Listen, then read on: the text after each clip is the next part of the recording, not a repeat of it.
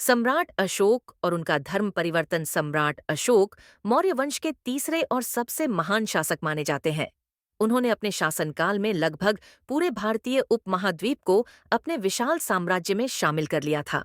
उनका शासनकाल 268 ईसा पूर्व से 282 ईसा पूर्व तक रहा। अशोक के जीवन की सबसे महत्वपूर्ण घटना थी उनका धर्म परिवर्तन, जिसने भारतीय इतिहास को एक नई दिशा दी।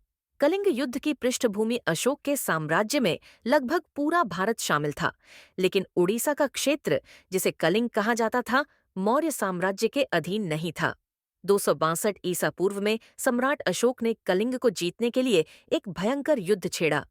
यह युद्ध इतना भयानक था कि इसमें 1 लाख से अधिक सैनिक और नागरिक मारे गए और लगभग 1.5 लाख लोग बंदी बनाए गए।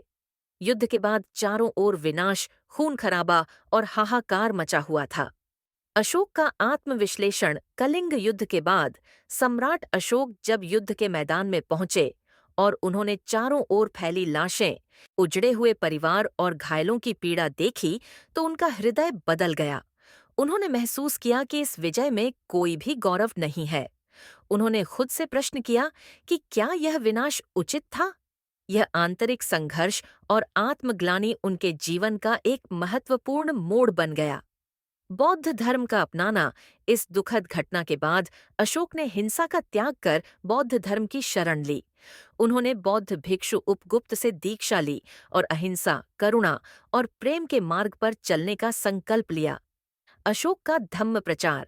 धर्म परिवर्तन के बाद अशोक ने अपने राज्य में बौद्ध धर्म के सिद्धांतों का प्रचार प्रसार किया।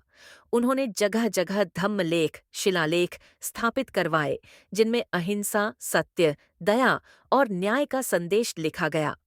उन्होंने भारत के अलावा श्रीलंका, नेपाल, तिब्बत और दक्षिण एशिया के अन्य देशों में बौद्ध धर्म के प्रचारक भेजे।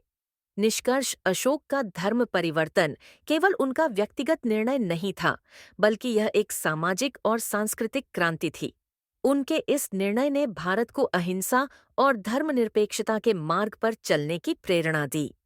अशोक का यह कदम आज भी इतिहास में मानवता और शांति के प्रति उनके समर्पण के रूप में याद किया जाता है।